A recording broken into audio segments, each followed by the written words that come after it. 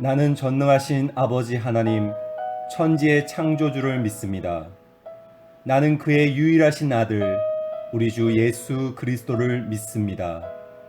그는 성령으로 잉태되어 동정녀 마리아에게서 나시고 본디오 빌라도에게 고난을 받아 십자가에 못 박혀 죽으시고 장사된 지 사흘 만에 죽은 자 가운데서 다시 살아나셨으며 하늘에 오르시어 전능하신 아버지 하나님 우편에 앉아 계시다가 거기로부터 살아있는 자와 죽은 자를 심판하러 오십니다. 나는 성령을 믿으며 거룩한 공교회와 성도의 교제와 죄를 용서받는 것과 몸의 부활과 영생을 믿습니다. 아멘.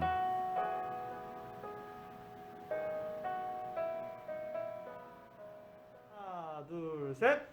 초등부 친구들 보고 싶어요. 다시 만날 때까지 잘 지내요. 안녕. 와우, 친구들 반갑습니다. 전도사님입니다. 이 영상 시작에 앞서서 우리 초등부 선생님들의 인사가 있었어요. 어때요? 선생님도 오랜만에 보니까 반갑죠? 전도사님도 여러분들 정말 많이 보고 싶어요. 근데 전도사님이랑 여러분들이랑 이렇게 영상으로밖에 만날 수는 없지만 매주일 11시에 이 같은 시간에 항상 전도사님이랑 같이 예배드리면서 이렇게 얼굴 봤으면 좋겠습니다. 자, 오늘 본문 말씀 찾아볼게요. 오늘 본문 말씀은 지난주까지 우리가 누가복음 4장을 배웠죠. 오늘은 5장 말씀입니다. 5장 12절부터 16절까지의 말씀을 같이 읽어보도록 하겠습니다. 누가복음 5장 12절부터 16절까지 말씀, 전도사님 성경으로는 신약 성경 95페이지, 96페이지에 있습니다. 누가복음 5장 12절부터 16절까지 다 찾은 줄 알고 전도사님이 크게 읽어보겠습니다. 여러분들도 집에서 같이 따라 읽었으면 좋겠습니다. 12절입니다. 예수께서 한 동네에 계실 때에 온몸에 나병 들린 사람이 있어 예수를 보고 엎드려 구하여 이르되 주여 원하시면 나를 깨끗하게 하실 수 있나이다 하니 예수께서 손을 내밀어 그에게 대시며 이르시되 내가 원하노니 깨끗함을 받으라 하신대 나병이 곧 떠나니라. 예수께서 그를 경고하시되 아무에게도 이르지 말고 가서 제사장에게 내 몸을 보이고 또 내가 깨끗하게 됨으로 인하여 모세가 명한 대로 예물을 드려 그들에게 입증하라 하셨더니 예수의 소문이 더욱 퍼짐에 수많은 무리가 말씀도 듣고 자기 병도 고침을 받고자 하여 모여오되 예수는 물러가사 한적한 곳에서 기도하시니라. 아멘. 자, 친구들, 오늘 누가 예배 시간에 맞춰서 잘 왔는지 한번 보겠습니다. 지금 보니까 예연이 왔네요. 반갑습니다. 윤재도 들어왔어요. 너무 반갑습니다. 또 누가 들어왔나? 영호 왔네요. 영호. 영호 오랜만입니다. 반갑습니다. 또 지금 친구들 굉장히 많이 들어오고 있어요. 늦지 않았습니다. 너무너무 전도사님 기쁘고요. 반갑습니다. 우리 다음 주에도 우리 친구들 이름 부르면서 같이 인사하는 시간 갖도록 하겠습니다. 반갑습니다. 자, 오늘 누가복음 5장 말씀을 전도사님이랑 같이 읽었습니다. 우리 지난주까지는 누가복음 4장 말씀까지 배웠죠. 그 말씀 배우면서 예수님께서 많은 능력의 말씀으로 가르치시고 또 그리하여서 많은 사람들이 예수님의 이름을 알게 되고 예수님의 그 이름이 사방팔방 정말 퍼져나가고 예수님의 능력이 많은 사람들에게 전파되기 시작했다고 전사님이랑 같이 배웠습니다. 이 5장 말씀을 보면 예수님의 사역의 그 초기 사역에 대한 이야기입니다. 이때도 이제 이미 예수님의 그 능력과 그 예수님의 권세에 대한 소문이 많이 나 있었기 때문에 많은 사람들이 예수님을 보고자 했고 예수님께 병을 낫고자 하는 사람들이 굉장히 많았어요. 그래서 오늘 누가복음 5장 우리가 같이 읽은 12절부터 16절까지의 말씀을 보면 한 나병 환자가 나옵니다. 이 나병 환자라 함은 문둥병자 혹은 한생병자라고 말하기도 합니다. 굉장히 예전에도 그렇고 지금에도 그렇고 이 나병, 문둥병 혹은 한생병이라는 것은 굉장히 낫기 힘든 병이었고요. 또 한번 이제 병에 걸리면 온몸이 마비가 되고 또 썩어가고 부스러지고 또 고약한 악취가 나고 그런 굉장히 심각한 병이었고 사람들이 굉장히 두려워하는 그러한 병이 나병 혹은 문둥병 혹은 한센병이었습니다. 이 2000년 전에 예수님이 살던 시절에 이 유대인들이 가장 두려워하던 병 중에 하나가 바로 이 나병, 이 문둥병이었습니다. 이 그러한 나병 환자가 예수님께 와서 예수님께 말합니다. 뭐라고 말하냐면요. 자, 우리 다 같이 12절 읽어보도록 하겠습니다. 한 나병 환자가 예수님을 보고 엎드려서 구하면서 이렇게 말합니다. 주여, 원하시면 나를 깨끗하게 하실 수 있나이다. 이렇게 말했습니다. 자, 이게 무슨 말이냐면 나병 환자가 예수님을 보고 예수님, 주님, 당신은 저를 깨끗하게 낫게 해주실 분이라는 것을, 그러한 능력이 있는 분이라는 것을 저는 알고 있습니다. 저는 믿고 있습니다. 이렇게 고백을 한 거예요. 그런데 이 사람은 보통 심각한 병을 가진 사람이 아니었어요. 이 문둥병이 굉장히 심각한 그러한 사람이었습니다. 어느 정도로 이제 병이 심했냐면 성경에서는 이렇게 말하고 있습니다. 12절에서 온 몸에 나병 들린 사람이라고 말하고 있어요. 이것을 헬라어 원문 성경을 보면 뭐라고 말하고 있냐면 아네르 플레레스 레플라스라고 말합니다. 레플라스가 이제 문둥병이에요. 이게 영어로 그 문둥병, 나병이 레프러시거든요. 이게 헬라어에서 나온 단어입니다. 굉장히 신기하죠? 이런 거 어디 가서 얘기해주면 굉장히 똑똑하게 보입니다. 어디 가서 한번 써먹어보세요. 네, 자, 아네르 플레레스 레플라스, 이게 무슨 뜻이냐면 어떤 사람이 있는데 레플라스, 이 문둥병으로 가득 찬 사람, 영어로는 풀이에요. 가득 찬 사람, 온몸이 문둥병으로 가득 찬 사람을 말하는 것입니다. 굉장히 심각한 사람이었어요. 이 사람은 겉으로 보기에도 너무너무 흉한 모습일 겁니다. 그리고 냄새도 날 것이고요. 그래서 사람들이 가까이 하기 정말 싫은 그러한 환자였을 거예요. 그런데 더 심각한 문제가 있습니다. 유대인들의 율법에 의하면 이 나병 환자, 문둥병자는 가까이 해서는 안 되는 사람입니다. 왜 그러냐? 이 모세의 율법, 우리 레위기 13장에 보면 정결법에 대한 율법 말씀이 있는데 거기를 보면 이 나병 환자는 사람들과 가까이 해서는 접촉해서는 안 된다라고 나와 있어요. 그래서 사람들이 나병 환자를 보면은 굉장히 극도로 멀리하고 배척하고 그랬습니다. 근데 이게 이유를 알아야 되는 것이 이 나병 환자, 이 문둥병이라는 것이 당시에는 전염성이 강하다고 생각을 했습니다. 그래서 이게 전염되면 안 되니까 접촉하지 말아야 된다는 그러한 율법이었는데 사람들이 그것을 자기들끼리 이렇게 오해해가지고 저 나병 환자들은 굉장히 죄를 많이 지어가지고 하나님의 그 형벌로 저 심각한, 저 보기 흉한 저런 병에 걸린 사람들이에요. 그러니까 저 사람들은 우리 가까이 하면 안 돼. 저 사람들 멀리 내쫓아내자. 이런 식으로 그 나병 환자들을 배척하고 멀리 쫓아냈어요. 그래서 이 나병 환자들은 몸도 몸대로 너무너무 아프고 또 사람들로부터 배척받는, 사람들이 굉장히 멸시하고 멀리하는 그러한 어려움에 겪고 있는 그러한 사람들이었습니다.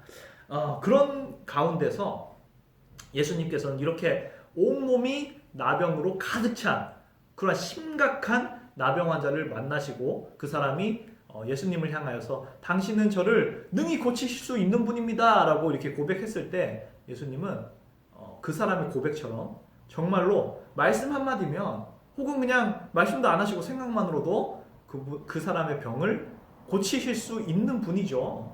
하나님의 아들이시고 하나님의 본체시기 때문에 예수님의 능력으로 그냥 그 나병을 깨끗하게 순식간에 만드실 수 있는 분입니다. 그런데 예수님께서 어떤 행동을 하셨느냐, 우리 성경 말씀 한번 찾아보겠습니다.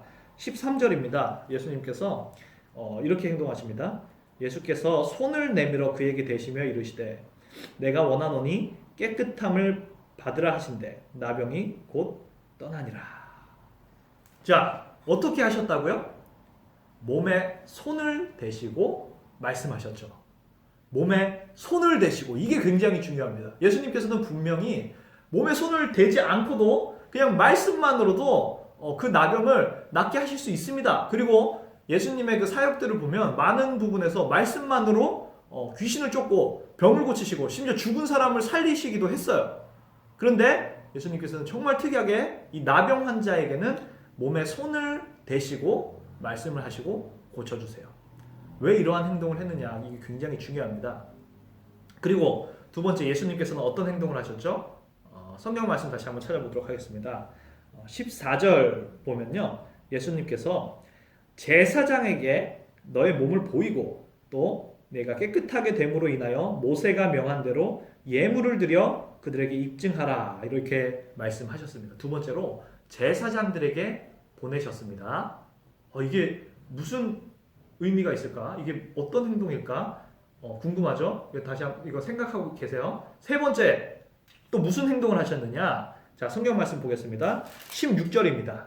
16절에서 이렇게 말합니다.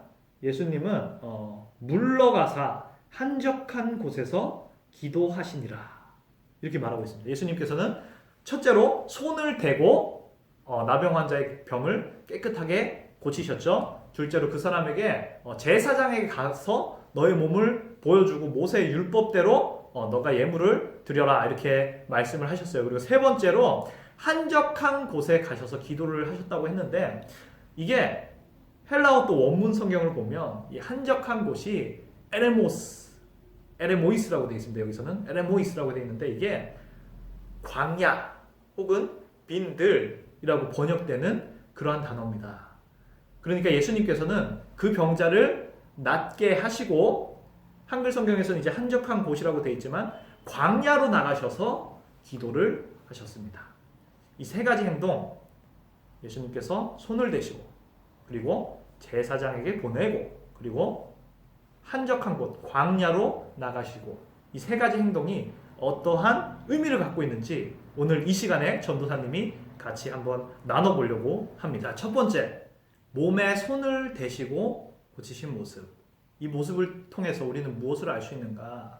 예수님께서는 당시 유대인들에게 이 율법 속에 사랑이 들어있어야 되는데 너희들의 모습 속에는 사랑이 없다라는 것을 가르쳐주고 계신 거예요. 이게 무슨 말이냐? 제가 아까 전에 레위기 이 말씀에, 이 율법에 이 나병 환자는 접촉해서는 안 된다는 그러한 율법이 있다고 말을 했습니다. 그런데 그 법의 목적이 그 사람을 배척하고 그 사람을 미워하기 위해서 그러한 법이 있는 것이 아니라 이 감염을 막고자 하는 의도로 그러한 법이 있는 것이거든요. 그런데 이 유대인들은 이 율법의 원래 그 목적을, 원래 의미를 상실하고 그냥 자기들이 좋은 대로 생각을 하는 거예요. 저 사람은 죄를 많이 져가지고 이런 심각한 병에 걸린 거야, 저런 흉한 병에 걸린 거야, 이렇게 자기들끼리 이렇게 해석을 하면서 그 사람을 배척하고 미워했습니다. 그런데 율법에서 가장 중요한 것은 무엇이냐? 그것은 바로 사랑입니다. 사랑. 전쌤이 여러 번 설교한 적이 있어요. 우리가 율법을 볼 때, 특히 모세의 10계명을 보면 그 10계명을 한마디로 요약하면 무엇이냐? 하나님을 사랑하고 이웃을 사랑하는 것이다, 이렇게 전도사님이 여러 번 이야기를 했습니다.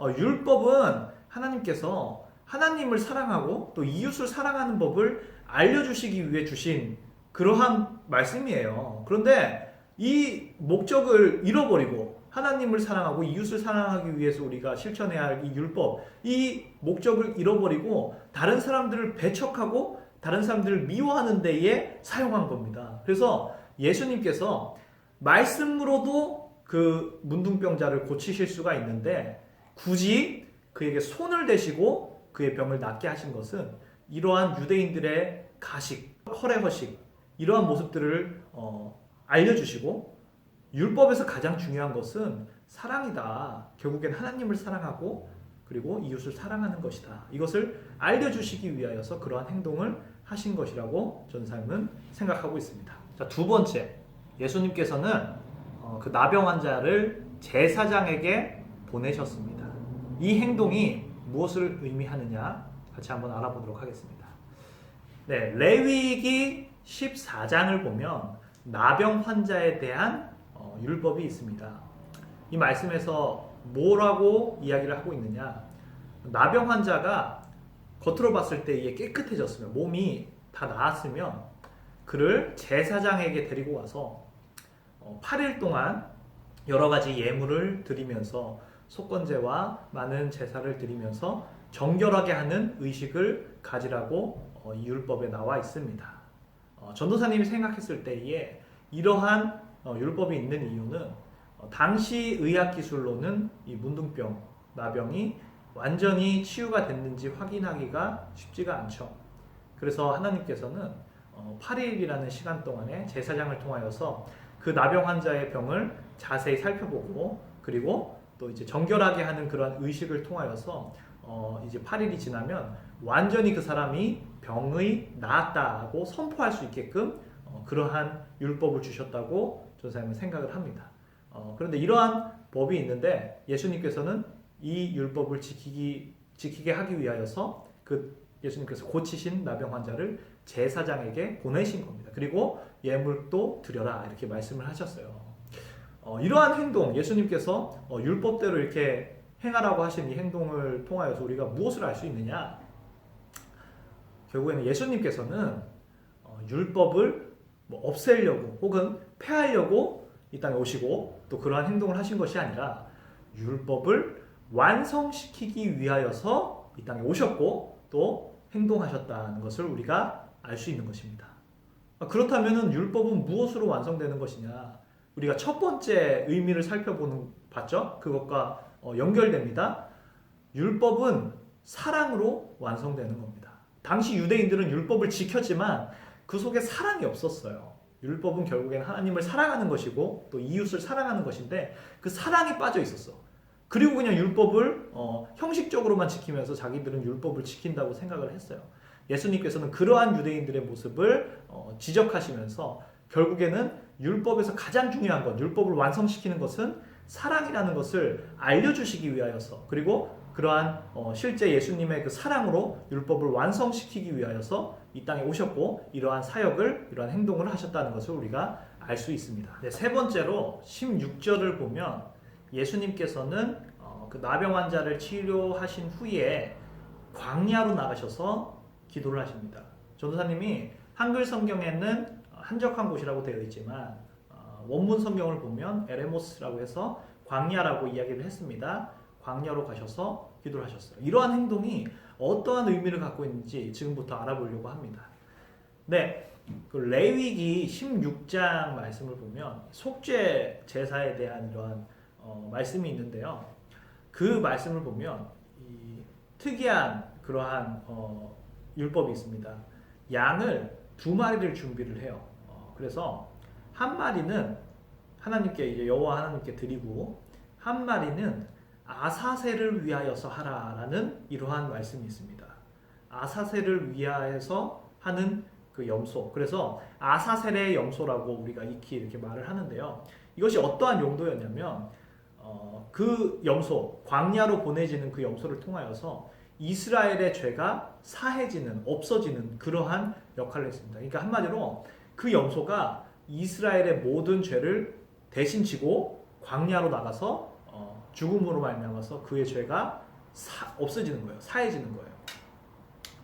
그런데 예수님께서는 그 나병 환자, 그러니까 이 율법에 의하면 부정한 사람의 몸을 스스로 대셨죠. 말씀으로도 고칠 수 있지만 스스로 대셔서 스스로 부정한 몸이 되셨습니다. 그리고 나서 사람들을 피해서 광야로 나가셨죠. 마치 아사셀의 염소가 떠오르는 듯한 행동입니다.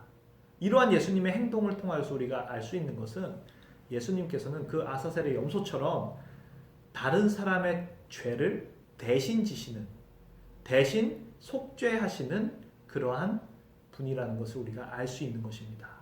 더 나아가서는 아사셀의 염소는 이스라엘의 죄를 짊어지고 광야로 나갔지만 예수님은 우리가 익히 알고 있죠. 십자가 죽음을 통해서 모든 인류의 죄를 짊어지고 대신 지고 그리고 죽으셨습니다.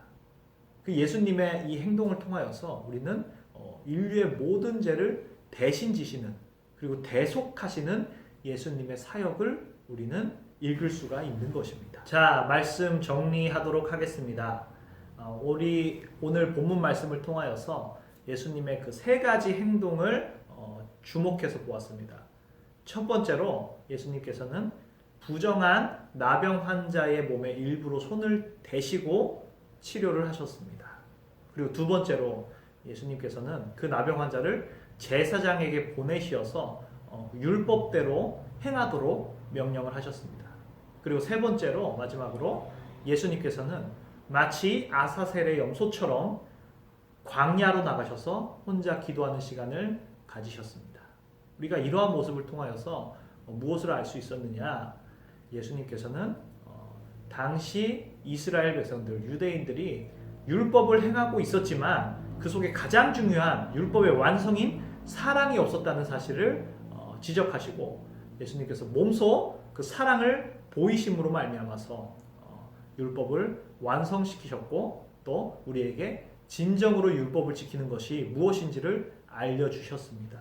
우리는 이러한 모습을 통하여서 이 말씀을 통하여서 우리의 모습을 한번 돌이켜 봤으면 좋겠습니다. 우리가 마치 유대인들과 같지 않았는지, 우리가 하나님의 말씀 지킨다고 하고 오늘도 주일이기 때문에 이 온라인 예배를 통하여서 주일 성수를 지키고 있고 이렇게 하나님 말씀을 잘 지키고 있지만 마치 이 당시에 이스라엘 백성들처럼 사랑이 없이 그냥 형식적으로 하나님의 말씀을 지키고 있는 것은 아닌지, 우리의 모습 속에, 우리의 삶 속에 사랑이 없는지 한번 생각을 해봤으면 좋겠습니다.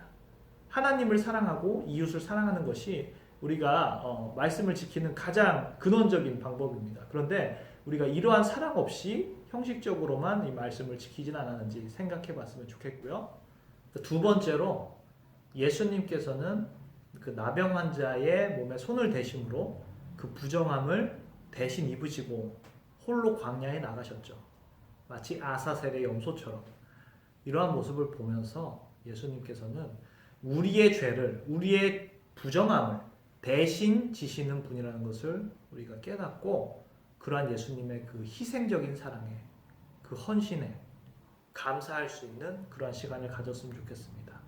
아사셀의 염소는 사실 이스라엘의 죄를 짊어지고 가는 그런 희생 제물이었지만 예수님께서는 모든 인간들의 죄를 대신 짊어지시고 십자가에 달리신 희생 제물이 되셨습니다. 이러한 예수님의 그 대속 사역, 그 희생적인 헌신과 사랑을 우리가 늘 기억하고 늘 감사하며 살아갈 수 있는 그러한 모든 초등부 친구들, 선생님들 그리고 부모님과 지체들이 되었으면 좋겠습니다. 다 같이 기도함으로 오늘의 말씀을 마치도록 하겠습니다. 하나님 감사합니다. 오늘도 누가복음 말씀을 통하여서 우리의 모습을 다시 한번 돌아보게 됩니다. 하나님 저희 속에 혹시 사랑이 없었는지 생각해 봅니다. 우리의 삶 속에서 우리의 모습 속에 항상 하나님을 사랑하고 이웃을 사랑하는 그 사랑을 실천함으로 하나님의 말씀을 참되게 이행하는 우리 모든 초등부 지체들 되게 하옵소서. 또한 그 예수님의 그 대속하심, 우리의 죄를 대신 지시는 이러한 모습을 보며 우리가 항상 예수 그리스도의 그 사랑에 감사하며 늘 기억하며 살아갈 수 있는 우리 초등부 모든 지체들 되게 하옵소서. 감사드리오며 예수 그리스도의 이름으로 기도드렸습니다. 아멘.